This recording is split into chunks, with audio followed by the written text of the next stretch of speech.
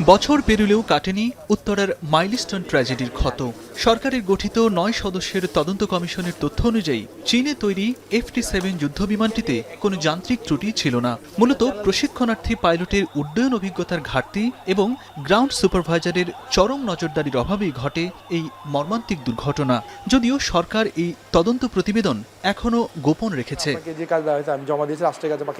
তদন্তে উঠে আসে উড্ডয়নের মাত্র ৭ মিনিটের মাথায় পাইলটের ভুল কমান্ডের কারণে বিমানটির গতি ও উচ্চতার ভারসাম্য নষ্ট হয়ে যায়। এছাড়া রানওয়ে সংলগ্ন এলাকায় রাজুকের ইমারতবিধি না মেনে ভবন তৈরি করা এবং একটিমাত্র বের হওয়ার পথ থাকায় প্রাণহানির সংখ্যা এত ভয়াবহ রূপ নেয়।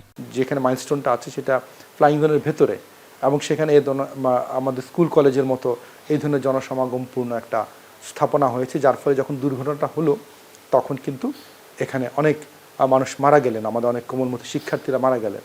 যদি আমরা আইকাওয়ের আন্তর্জাতিক মানদণ্ডটা মানতাম তাহলে অন্তত দুর্ঘটনা হলেও কিন্তু হতাহতের ঘটনা কম হতো। পাশাপাশি উন্নয়ন নিয়ন্ত্রণের যেই জায়গাটা ছিল সেটা শুধু মাইলস্টোন না, এরকম অনেক ভবন আছে যেটা সরাসরি রাজুকের যে এবং বিমান চলাচল কর্তৃপক্ষের যেই উচ্চতার যেই লিমিটটা সেটা ক্রস করেছে। উচ্চ পর্যায়ের তদন্ত শেষ হলেও তার ভিত্তিতে প্রশাসনিক বা আইনি জবাবদিহিতা নিশ্চিত না করাকে মূল সংকট হিসেবে দেখছেন রিট আবেদনকারী এই আইনজীবী। টেকনিক্যাল এক্সপার্ট কমিটি বিমানের অবস্থা সংক্রান্ত বিষয়ে চূড়ান্ত প্রতিবেদন না পাওয়ার কারণে তাদের তদন্ত শেষ করতে পারেনি। তার আগেই কিন্তু মন্ত্রিপরিষদ বিভাগ থেকে যে তদন্ত কমিশন গঠন করা হয়েছে সেখান থেকে তদন্ত প্রতিবেদন ইতিমধ্যে জমা দেওয়া হয়ে গেছে। মাইলস্টোন ভিকটিমরা কোনো ধরনের আর্থিক ক্ষতিপূরণ পায়নি। সরকার তো যে কোনো পরিস্থিতিতেই তার দায়িত্ববোধ থেকে ক্ষতিগ্রস্তদেরকে ক্ষতিপূরণ দিতে পারে, এবং গত অর্থ বছরে সম্ভব হয়নি বলে এই অর্থ বছরে সম্ভব হবে না, এই ধরনের তো কোনো নিয়ম নেই। নোভা LED টিভি, ঝকঝকে ছবি, নিখুঁত শব্দ, ৫ বছরের ওয়ারেন্টি। নোভা মানে সঠিক মান, নিশ্চিত সেবা।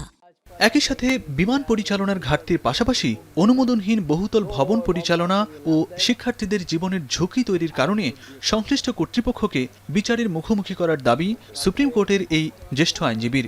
এইটা দুর্ঘটনা বলে পার পেয়ে যাওয়ার কোনো স্কোপ নেই। শিশুরা যারা মারা গেল তাদের তো জীবন তো আর দেওয়া যাবে না, তাদের জন্য আমরা একটা কম্পেনসেশন ক্লেম করেছি, সেটা এখন পেন্ডিং আছে।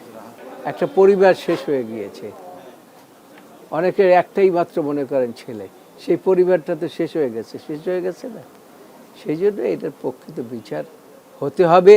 কাগজে কলমের তদন্ত আর চিঠিপত্রের প্রশাসনিক সিদ্ধান্তের বাইরে গিয়ে শেষ পর্যন্ত আদালতের পর্যবেক্ষণে এই ট্র্যাজেডির সুনির্দিষ্ট বিচার প্রতিষ্ঠা করা হয় কিনা সেদিকে এখন তাকিয়ে ক্ষতিগ্রস্ত পরিবারগুলো।